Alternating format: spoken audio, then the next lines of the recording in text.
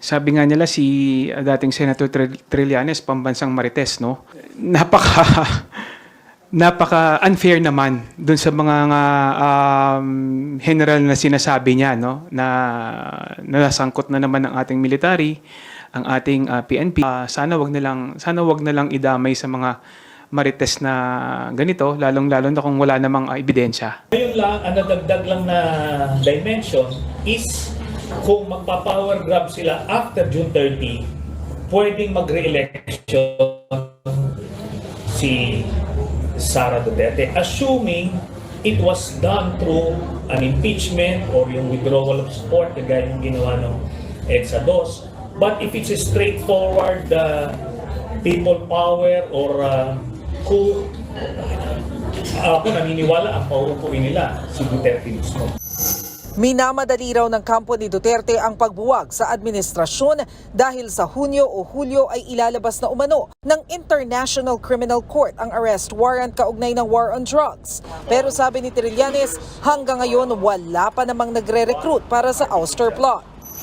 Iginiit naman ng PNP, wala silang namomonitor na destabilization plot sa kanilang hanay. Ang pag-iikot ni PNP Chief Romel Francisco Marbil sa Visayas at Mindanao ay hindi raw para mag-loyalty check, kundi bahagi lang ng regular routine ng isang bagong hepe.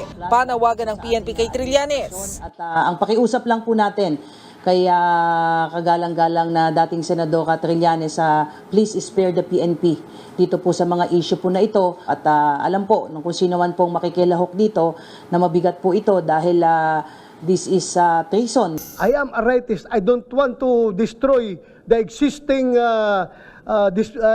establishments. Sumusunod po ako ng batas. Kung si Trillanes ay destabilizer, Senator Bato is ano bang opposite ng destabilizer? Stabilizer. I want a stable government.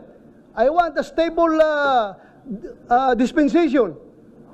Ayoko po na masira yung ating gobyerno. Kung masira ating gobyerno, masira ating pamumuhay. Di ba? Kaya huwag mong sabihin na ginagamit ako sa isang plot to ouster the president. No! My God! Hindi rin daw siya natatakot sa sinasabing pagpapaaresto sa kanya ng ICC. Go ahead, make my day, Mr. Trillanes! Sabihan mo, sige ka lang, ngak dyan ng ICC. Sige! Go ahead! Kahit sumama ka pa, mag-serve ng warrant. Sumama ka, ikaw mismo magpusa sa akin. I don't see, wala kaming report na in the ranks. Yung mga retired, baka merong mga gumagalaw na sumasama sa mga distab na ginagawa. Pero sa ating mga kapulisan, at siyempre lalo na sa officer corps, wala naman tayong nakikitang ganun na namumulitika.